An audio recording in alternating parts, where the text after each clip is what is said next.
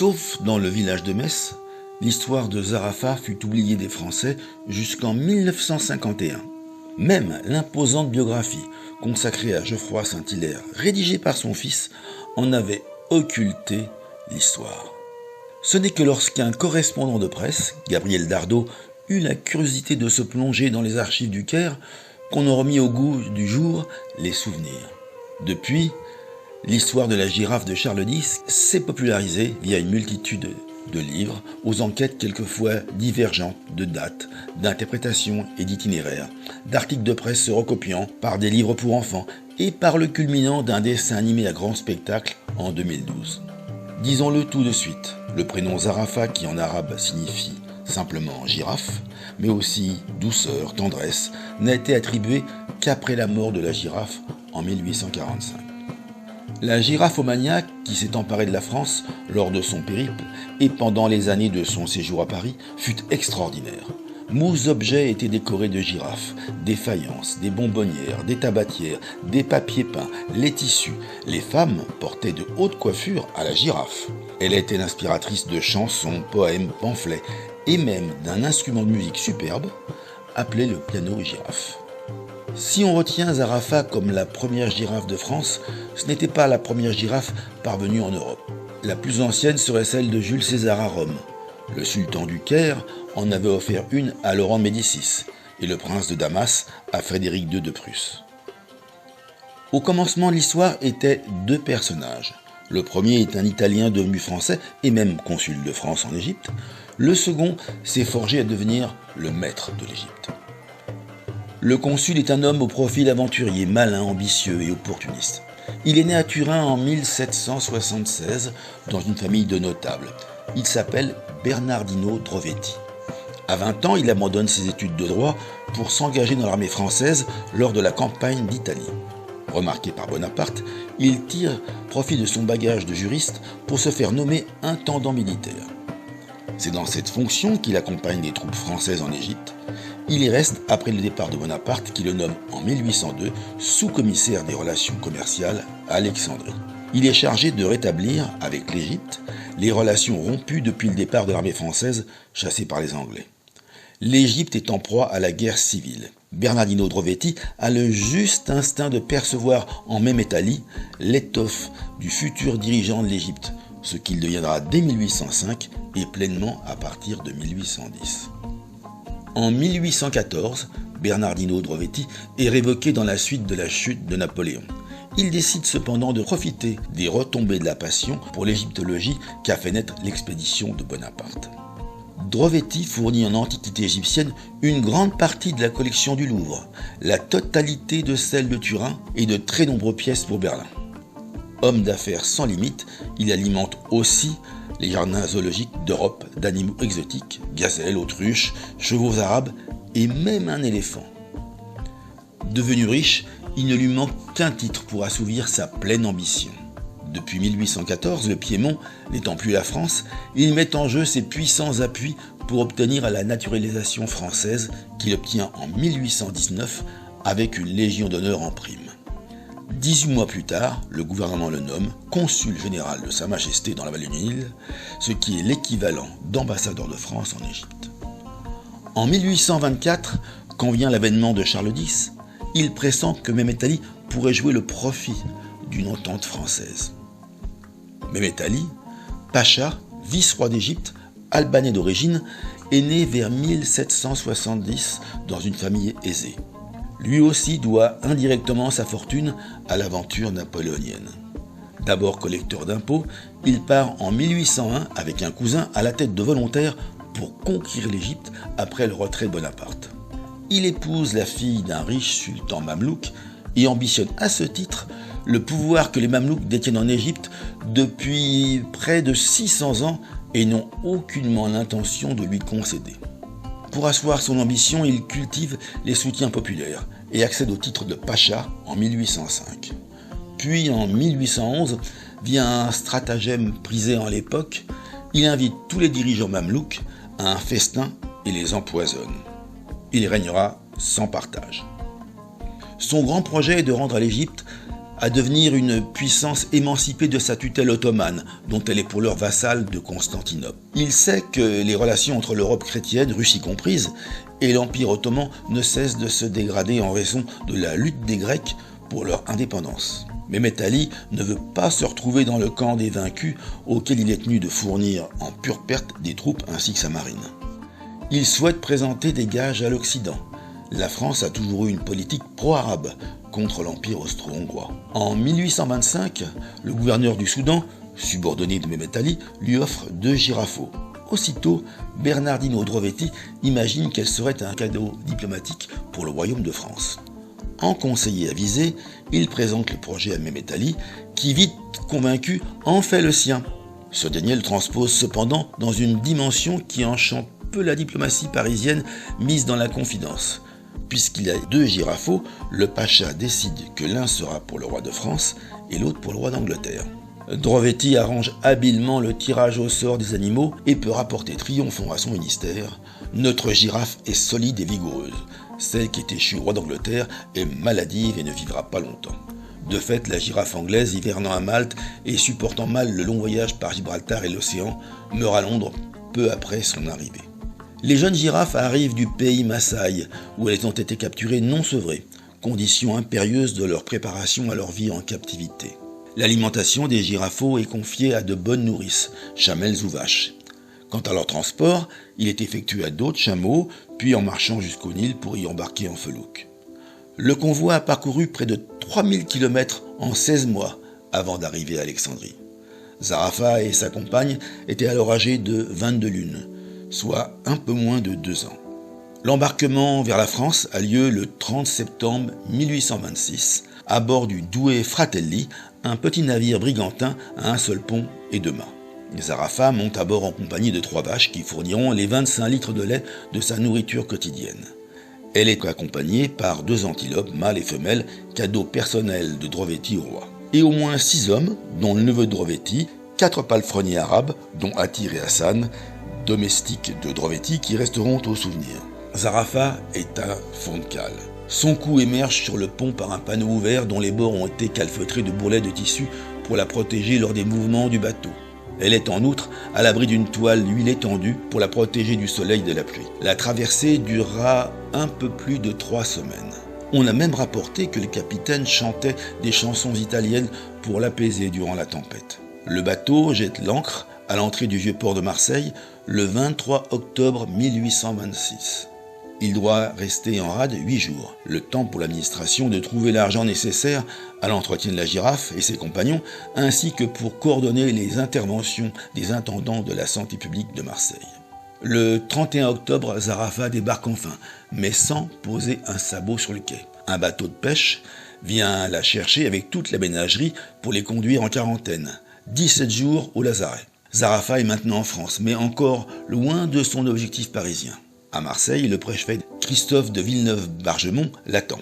Il a 55 ans, il est conseiller d'État et membre d'une famille qui compte nombre de personnages illustres. Le préfet, responsable de l'ordre public et de la sécurité de la girafe du roi, veut prévenir les risques d'émeutes ou d'attentats. La rumeur de l'arrivée d'une girafe a fait naître chez une partie des Marseillais la crainte qu'elle soit un animal monstrueux.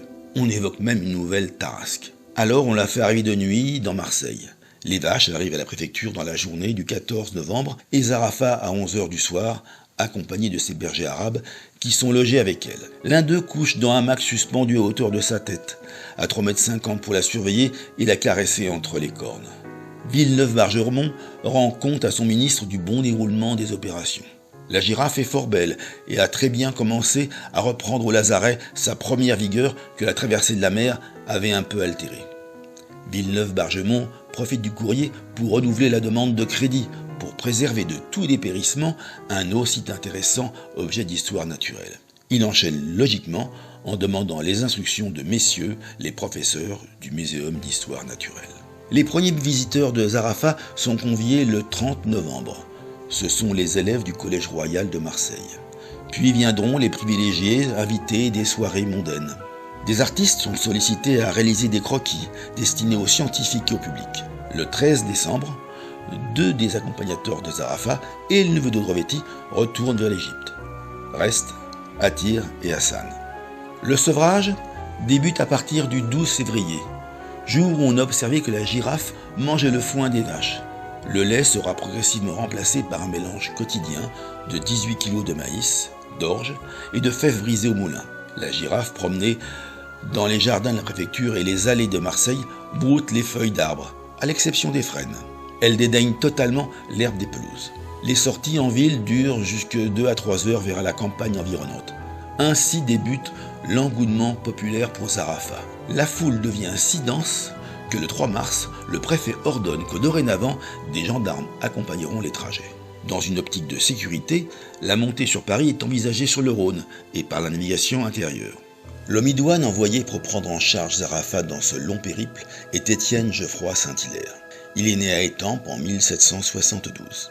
Après un diplôme de droit en 1790, il commence des études de médecine avant de s'orienter vers les sciences naturelles et la cristallographie, science nouvelle fondée par l'abbé Haüy, avec lequel il se lie de profonde amitié. L'abbé est arrêté en août 1792 comme réfractaire, voué au massacre de septembre. Mais Geoffroy Saint-Hilaire parvient à le faire évader. Reconnaissant, Haüy le recommande à Daubenton, qui le fait entrer comme démonstrateur au Jardin des Plantes, ex-jardin du roi. 3 mois plus tard, il remplace Lacépède, le continuateur de Buffon, dans la fonction de professeur de zoologie au Muséum d'histoire naturelle que vient de créer la Convention. En 1794, il organise la ménagerie du Muséum. En 1798, Bonaparte le désigne zoologue de l'expédition d'Égypte, où il accumule une masse extraordinaire de spécimens et notamment des animaux momifiés. Pour sa mission, Geoffroy Saint-Hilaire arrive à Marseille le 4 mai 1827. Sa décision est de rejoindre Paris par la route, option plus rapide que la navigation. Geoffroy Saint-Hilaire établit un itinéraire et un plan de marche. Aix, Avignon, Orange, La Palud, Montélimar, Loriol, Valence, Vienne, Lyon. 87 lieues en 23 jours, dont 10 de repos. Pour la fin du trajet, il prévoit 29 jours, soit un total de 52 jours. Quant aux besoins matériels, Geoffroy Saint-Hilaire réclame une charrette et son cheval, un habillement imperméable en 2 pièces pour Zarafat, ainsi que 4 fourreaux de cuir en prévention de l'usure des sabots. Une provision de vivres est constituée pour tenir jusqu'à Lyon. De son côté, le préfet définit les moyens en personnel. Il y aura Hassan le Bédouin et Attir le Soudanais. Puis, Barthélemy Chouquet, un aide marseillais dont on se plaindra souvent du caractère expansif. En outre, il sera prévu 3 hommes de journée qui devront se relayer en connaissance du trajet entre les principales étapes pour conduire la charrette et tenir les laisses de la girafe, sans oublier 2 gendarmes pour la tenue de l'ordre. Villeneuve-Margermont écrit à tous les maires de son département et à ses collègues préfets des départements que traversera le convoi pour organiser les instructions et les conseils utiles. La dernière difficulté reste celle de se pourvoir d'un interprète pour communiquer avec les Égyptiens. En périphérie de Marseille se trouve un camp de réfugiés égyptiens chrétiens. Ce sont les harkis de l'armée napoléonienne que Louis XVIII, alerté sur leur sort, a personnellement pris en charge avec la construction d'une église, Saint-Nicolas de Myre, où aujourd'hui encore se pratique le culte des chrétiens d'Orient. Bien que rendus à la vie civile, ces hommes dépendent de l'administration militaire. Le préfet recrute parmi eux Youssef Ebed, parfaitement bilingue. Le départ s'effectue le dimanche 20 mai, à la pointe du jour. Il pleut. Les 2 gendarmes à cheval devancent Zarafat de 500 mètres pour écarter les voitures et les convois d'hiver. Les vaches précèdent la girafe. Leur présence n'est plus justifiée par un rôle alimentaire, mais par la constatation que la girafe n'acceptait de marcher que dans les pas de ses anciennes nourrices. Geoffroy Saint-Hilaire ferme le cortège dans une voiture qu'il a fait acheter en dernière minute, car il souffre de rhumatisme. Le jour même, le convoi qui chemine à une vitesse moyenne de 4 km/h parvient à Aix où il déclenche l'enthousiasme. Zarafat arpente le cours, pénètre dans l'hôtel du premier président et fait une station rue Lacépède devant la maison de monsieur le maire. On applaudit quand elle daignait brouter les fleurs des vases exposés aux fenêtres des premiers étages. Geoffroy Saint-Hilaire explique dans une lettre au préfet « La population fut insatiable ». La politique ne perdant jamais ses droits, le préfet donne instruction de faire peindre d'un côté les armes de France et de l'autre celles du pacha sur l'enveloppe de toile cirée dont l'animal est couvert en voyage. Partout sur son passage et au-delà, les enseignes des auberges, les relais de poste, des commerces, des places, des rues, des chemins, des ponts sont rebaptisés en son honneur. Des girouettes vont reproduire sa silhouette. Le 27 mai, l'actualité internationale s'immisce dans l'aventure de la girafe quand Athènes tombe aux mains des Turcs. Ce n'est pas sans conséquence sur le jugement de certains journalistes. Sur le Messager, on peut lire « Grâce soit rendue au Mehmet Ali, il sait que les petits présents entretiennent l'amitié. Il nous envoie les quadrupèdes à défaut d'oreilles de grec. » Les Turcs étant supposés de couper les oreilles des insurgés grecs et de s'en faire des colliers. À l'approche de Lyon et au grossissement des foules, Geoffroy Saint-Hilaire voit son inquiétude grandir. Également, la girafe lui paraît lasse. Il redoute l'agitation de la grande ville. En conséquence, il ralentit le cheminement et adresse au ministre une lettre de 3 pages qui révèle l'angoisse de son auteur, pour suggérer prudemment que la girafe pourrait embarquer sur la Saône à Lyon et débarquer à Châlons, ce qui apporterait que soulagement. Il conclut « C'est, Monseigneur, à votre Excellence de prescrire. Si je ne recevais aucun ordre, je suivrai la route de Bourgogne. » La santé de Geoffroy Saint-Hilaire se dégrade. En plus de ses rhumatismes et de sa goutte, il endure une crise d'urémie qui l'oblige à voyager le plus souvent reclus et assis. Faute de réponse, le convoi sera privé du confort de la péniche espérée. Geoffroy Saint-Hilaire ne recevant jamais aucune réponse, il se lassera de l'absence de considération que lui retournent les dédains ministériels. Son journal du quotidien cessera d'être rédigé dès après la déception de l'embarquement qui ne se fera pas. On ignore comment le convoi sera maintenu, organisé, protégé, pourvu dès lors. Plus jamais non plus Étienne Geoffroy Saint-Hilaire ne postera de courrier aux institutions royales dont il attendait en vain les réponses, dont celle de sa proposition de faire escale à Fontainebleau, où en conséquence il ne passera pas, pour rencontrer un roi dont il espérait une autre personnalité. La dauphine, duchesse d'Angoulême, dite Madame Royale, fille de Louis XVI, lui avait décrété que c'était à la girafe de venir au roi à Saint-Cloud, et non à la cour de se déranger. Le 5 juin 1827, Zarafa arrive à Lyon pour une étape espérée être un repos de 4 jours. Le même enthousiasme que partout, mais amplifié, accompagne Zarafa qui séjourne à l'hôtel de Provence. Jour et nuit, des curieux se pressent où elle séjourne. Les gendarmes à cheval ne savant plus où donner de la tête quand 30 000 personnes se tiennent place Bellecour. À 2 reprises, on frôle la catastrophe quand les chevaux de gendarmes énervés se cabrent, non sans blesser grièvement plusieurs personnes et que la girafe en prenne peur. Le 15 juin, la girafe est à Châlons. Le cortège traverse la Côte d'Or. La famille de Geoffroy Saint-Hilaire s'inquiète pour lui.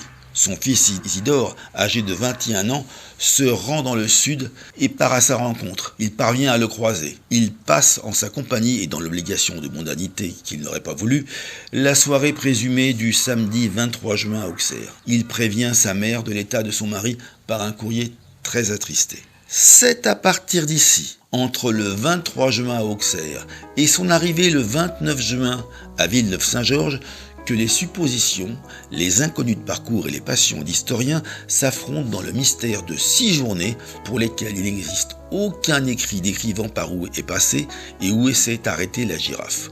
Au concret, les étapes du cheminement jusqu'à Villeneuve-Saint-Georges attendent toujours d'être retrouvées. Extraites de journaux, de rapports de conseils municipaux, de rapports de gendarmerie ou de correspondances privées.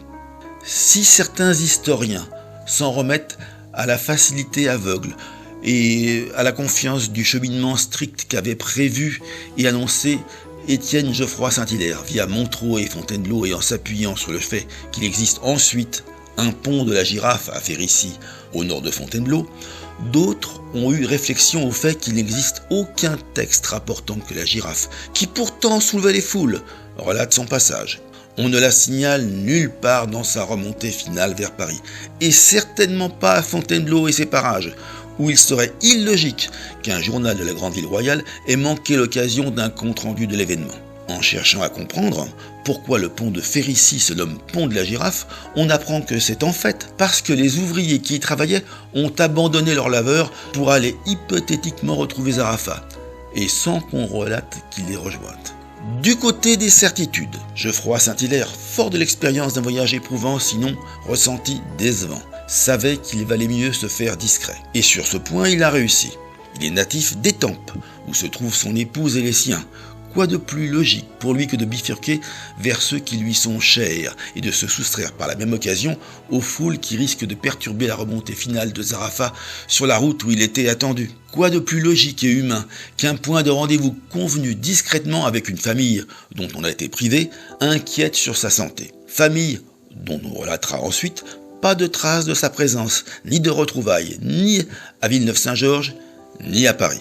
C'est ici que deux indices supplémentaires prennent toute leur valeur de témoignage, dans la logique que Geoffroy Saint-Hilaire et les siens, inquiets, se sont rencontrés à mi-chemin d'Étampes sur l'axe de la vallée d'Essonne, permettant de remonter sereinement vers Paris. La situation géographique de l'hôtel de la Girafe de Metz coïncide en point de rendez-vous familial et en axe parfait avec le chemin de la Girafe, dont le nom est resté à Balancourt-sur-Essonne, pour aller ensuite retrouver les berges de la Seine. L'argument de croire le cheminement invisible d'une girafe prévu par Fontainebleau et de douter de la véracité du récit selon lequel Zarafa aurait passé la nuit du 27 ou du 28 juin 1827 sous la protection du porche de l'hôtel de Metz ne repose sur rien de crédible. C'est à Metz qu'il est possible de faire les seuls rapprochements factuels entre un récit populaire entretenu au sein d'un village qui n'a jamais cessé d'honorer la mémoire de sa girafe, le besoin de retrouvailles intimes d'une famille et une route vers Villeneuve-Saint-Georges nominativement balisée par le souvenir d'un chemin de la Girafe. La démonstration de cette hypothèse est réaliste. Le 29 juin 1827, Stendhal, ami de Geoffroy Saint-Hilaire, entouré de forges Lidam, se rend en bateau à vapeur à Villeneuve-Saint-Georges, accompagné Cuvier et les professeurs du Jardin des Plantes. Le cortège de la Girafe et Geoffroy Saint-Hilaire y arriveront tard dans la nuit. Le 30 juin, à 17h, la Girafe entre au Jardin des Plantes de Paris. Le 9 juillet, elle est conduite au château de Saint-Cloud, auprès de Charles X. Devenu coqueluche du tout Paris, on a dit que 600 000 tickets se sont arrachés au guichet du Jardin des Plantes en un été. Hassan repart vers l'Égypte en octobre. Et Attir reste fidèle à sa girafe jusqu'en 1838, où une autre girafe vient lui apporter une compagnie. Zarafa est morte le 12 janvier 1845, 6 mois après Étienne Geoffroy Saint-Hilaire. Naturalisée, elle continuera pour longtemps d'attirer la tendresse des foules et les sympathies dans sa belle histoire. Elle est au musée de La Rochelle.